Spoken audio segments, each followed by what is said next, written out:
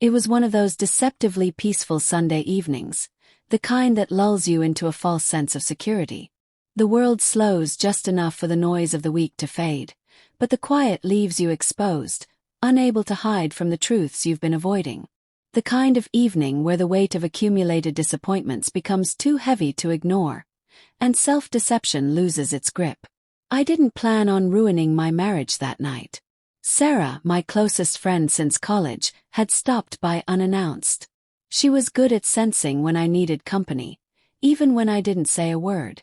We sat together in the living room, our bodies sinking into the familiar cushions of the couch, the warm amber glow of a single lamp casting soft shadows against the walls. A half-empty bottle of wine sat on the coffee table, its contents gradually stripping away my emotional armor.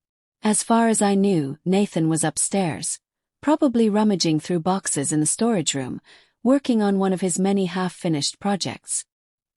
He'd always been good at occupying himself, especially lately, when conversations between us had become sparse and strained. We still moved through the motions. Meals cooked, bills paid, polite exchanges about groceries or the thermostat, but the emotional intimacy that once tethered us had withered to a fragile thread. The silence between us had become its own language. And that night I couldn't pretend anymore. "I don't know, Sarah," I said, pressing my fingers into my temples as if trying to squeeze out the ache behind my eyes. "Some days. I just wish I hadn't married him." The moment the words left my lips, I felt it. A visceral, twisting sensation in my gut, like I'd released something dark and irreversible into the air. The room suddenly felt colder.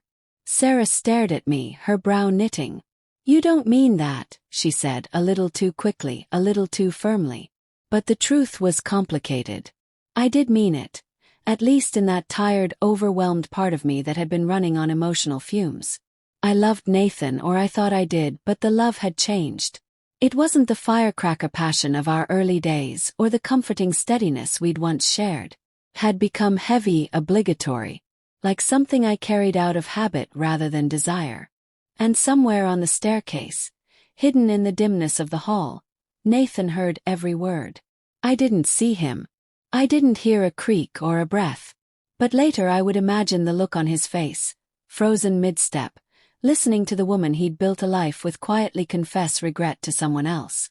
The next morning I noticed the absence before I saw it. The house felt hollow. The coffee machine was silent. Nathan's keys weren't by the door. His boots, the ones he always placed side by side neatly like soldiers on duty, were gone. At first I told myself he'd left early for work, maybe even gone to the hardware store. But the unease gnawed at me. He always kissed me goodbye, even on the days we argued, especially on those days. By noon, my anxiety had boiled over. Called his phone. It rang and rang before going to voicemail. Texted. Nothing. I sat at the kitchen table staring at my laptop, willing some explanation into existence.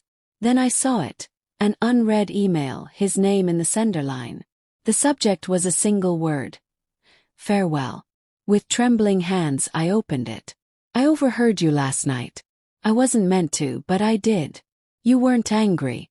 You weren't yelling. That was your truth. And that truth shattered me. I gave you everything I had. Tried. Kept showing up. And all this time, you've been quietly regretting me. I won't stay where I'm merely tolerated. Don't look for me. The divorce papers are already filed. I'm not bitter. I just refuse to be someone's mistake. Nathan." I sat motionless, reading those words again and again, each sentence a blow to the chest. There was no bitterness in his tone, no desperation. Just quiet resignation. Clean break. I rushed to his office building, hoping it wasn't too late. But the receptionist told me he'd resigned that morning. Cleared his desk, left no forwarding address. By that afternoon, his number was disconnected. His social media accounts had been wiped. It was as though Nathan had deliberately erased himself from the world we'd once shared. I reached out to friends. No one knew anything. His brother was equally vague, saying only that Nathan needed space and wanted no contact. And then, like clockwork, the divorce papers arrived. Everything filled out, his signature already in place. I wasn't asked. I was informed. My role was reduced to that of a formality. Dress. Signature. I waited for rage to come. Or even denial. But all I felt was an aching, unbearable guilt. And grief. Not just for the man I'd lost, but for the love I'd allowed to wither. I remembered how Nathan used to look at me like I was the best thing that had ever happened to him. The little gestures, the way he rubbed my back when I couldn't sleep, how he left notes on the fridge when he left early, always with a doodle and a heart. He hadn't stopped trying. I had. And the cruelest part was, I didn't even say those words to him. I said them about him. When I thought he wasn't listening. That betrayal, the quiet, hidden kind, was worse than any fight we'd ever had.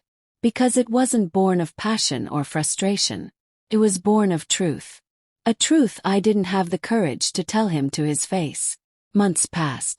I tried to find him. I even hired a private investigator. But there was nothing. No new residence. No bank activity.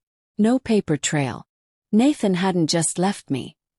He'd disappeared into the shadows to reclaim his peace. And I understood finally. For Nathan, hearing those words wasn't just a wound. It was a revelation.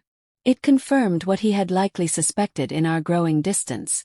That I had stopped choosing him. That I stayed out of habit, not love. And so, he did the bravest thing imaginable, he let go. Now, some nights I stare at the ceiling wondering where he is. If he's happy. If someone else gets to wake up beside him now, knowing he's the best decision they ever made. Because that's what he was for me. Only I realized it too late. Nathan vanished without vengeance, without a scene, leaving behind no trace. Just the echo of a single sentence I will regret for the rest of my life. Words I can never unsay.